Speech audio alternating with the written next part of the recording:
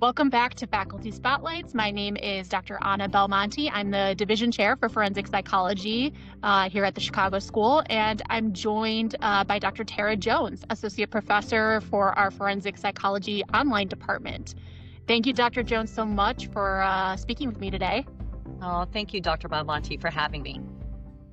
All right, so let's start kind of general and broad, but can you share a bit of information about your background and what brought you to the Chicago School?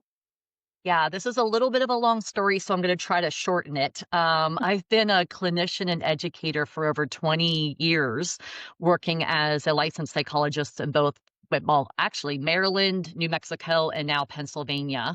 And I'm also an ASEC certified sex therapist. So my background includes advanced training in gender and sexuality studies, as well as psychodynamic therapy. In my clinical work, I approach clients from an attachment psychodynamic lens focused on fostering therapeutic alliance as the foundation for insight, healing, and lasting change. So in addition to my 20 years as faculty and in psychotherapy, I've conducted psychosexual evaluations in both clinical practice and in criminal law settings. And I've also served as a clinical supervisor and director of training to mentor and support psychology and counseling trainees at various stages of their professional development. As for what brought me here, this is my favorite part of the story to tell is my relationship with the Chicago School started back in 2013, actually. I had joined as the PsyD program in DC as associate professor, but had to step away from that position and get another academic position due to relocation.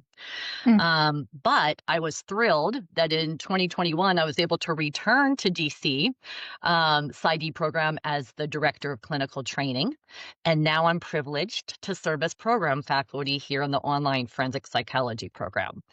I'm just going to add what really drew me back to the Chicago School and continues to inspire me, and I think this is important, is the commitment to access and innovation, truthfully. I deeply value the Chicago School's focus on reaching diverse students and communities, advancing social justice, and integrating mental health professionals into all areas of healthcare. I'm really excited about where we're going and where the school is going. That mission aligns well with my own passion for holistic, community responsive, culturally responsive, trauma informed care and advocacy that supports growth in our clients as well as change across systems. I like the systemic approach. Awesome. Thank you so much.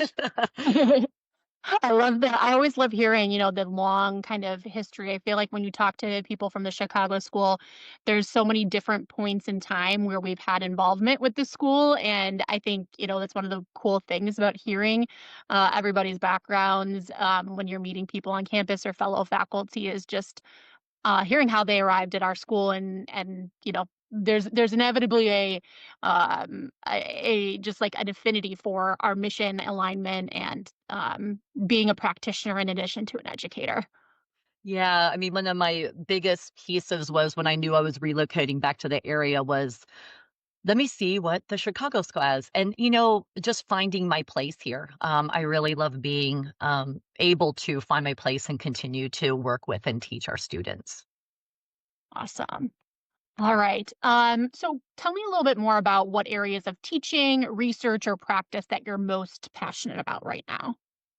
I think now it's evolved over over the years, but I'm really passionate about educating and the education and supervision of that help shape the next generation of mental health Mhm. professionals. I think that's a really important piece, and it's constantly evolving. And so I've been uh, taking more research and professional development around mentoring and supervising our students, particularly because, again, that commitment to the next generation.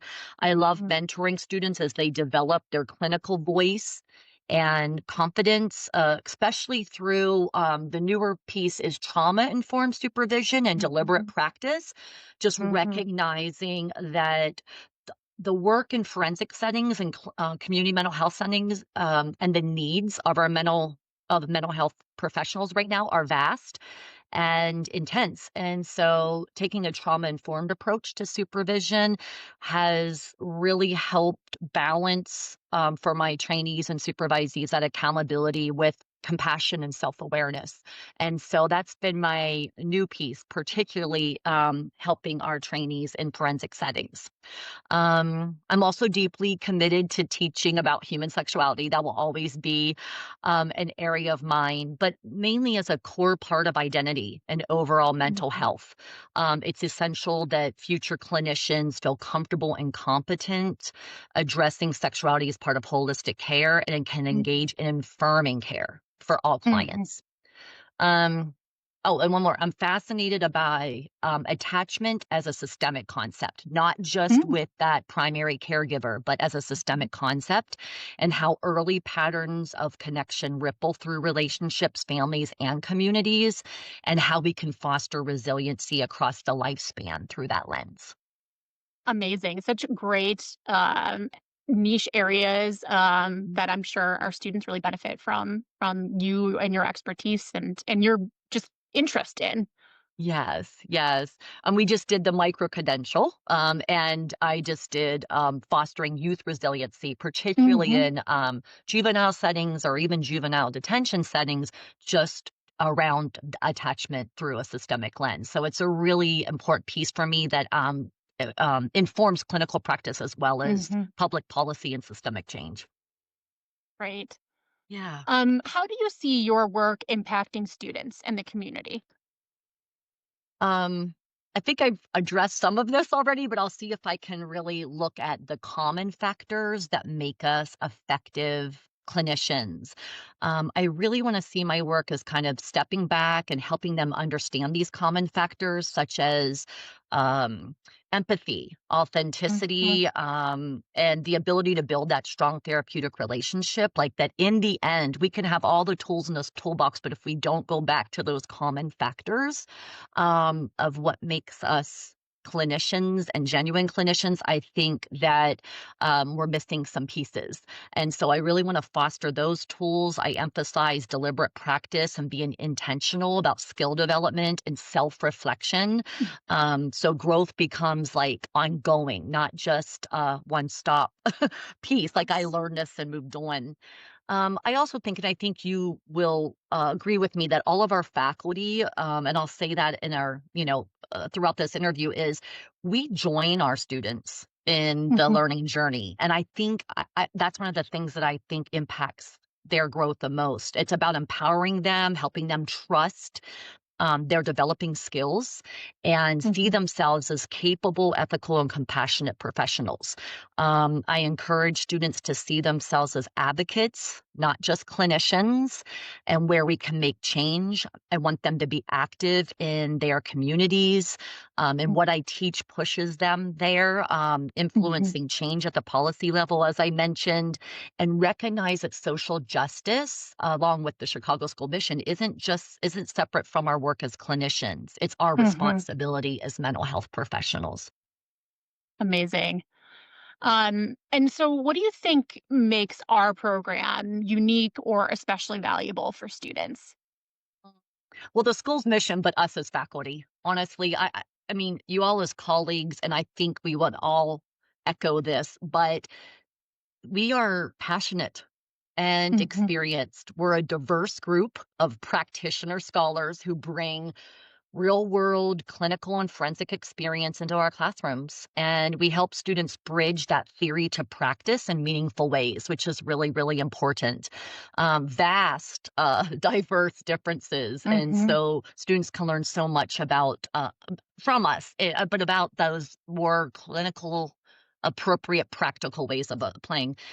In addition, I think you'll all agree that we have a strong curriculum. It mhm. really attends to our students' learning styles, their individual needs. Each of our modalities of program attends to their access, Yep. and we can meet them where they are and help them succeed. And finally, what stands out most is our commitment.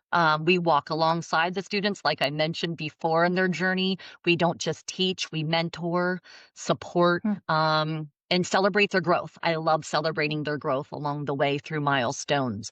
And finally, I hope that my passion and the passion of our faculty is contagious and inspires our students to carry that same energy into their work with Mm. clients and in their communities. Yeah, I agree. I think one of the first things you said kind of hits home as to how, as a school and a program, we're so unique is having practitioners as educators and vice versa, educators as practitioners. And I think that not only helps students learn in the classroom, like you said, about bringing Mhm. up real world things, but I think it also models for our students what they should, engage in after they leave the walls of our classroom, right? We never ended. We're still, learning, we're Mhm. growing, we're updating articles for our syllabi all the time. We are giving them videos, all that sort of stuff. And so, long after they leave, the space that we have for them, I hope that they take that with them. And I think all of our faculty do a great job of modeling that for students. Oh, I'm so glad you brought up modeling because that is really, really important. We got to kind of practice what we're saying. I always tell students, hey, there's a method to this. I promise you. Let me talk with you about how this looks or just being humble. Like, Mm-hmm. what we've done through our own journey and those being vulnerable to make those mistakes and use supervision. So the more we can model those pieces and we can work with students to bring them and move with them through our learning together. I always say every class, I'm learning with you. I learn from you, you learn from me, and we learn together. Amazing. Okay, last but certainly not least, what advice would you give to current or prospective students either entering our program or thinking about entering our field? Our field in general. This is a tough one. I thought a lot about this, but I think the overall advice I would give for any students entering into this field is to approach their work with cultural humility and a commitment to being culturally responsive. Hmm. Every client brings their own story, and our role as mental health professionals is to collaborate, respect their experiences, and recognize the broader social and systemic factors that shape and impact them. And Hmm. so that's my overarching advice. The other piece I think is to stay grounded in ethics and scope of practice and then to Yeah. embrace that lifelong learning that we talked Mhm. about.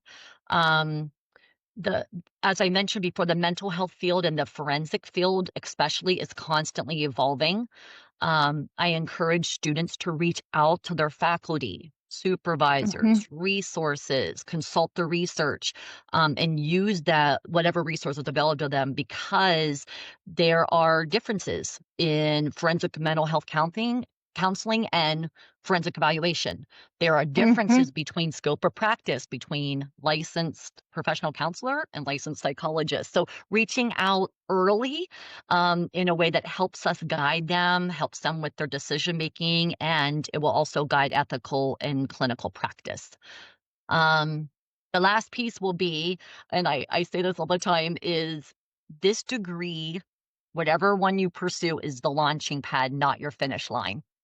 Um, be patient, flexible, self compassionate, find your voice and as you and grow into the kind of mental health professional who really can make change in the world. You will. And so be kind to yourself. And be flexible. Everybody's journey is unique through the Mhm. program, and we all have our own journeys as faculty. We probably didn't go the route that we thought we would, and here we are, loving the work that we do. So just be very flexible in your own path. Thank you so much, Dr. Jones. I think everything you said will resonate and does resonate with students and faculty alike. And I'm so thankful you decided to share your time with us. Oh, thank you so much again for having me.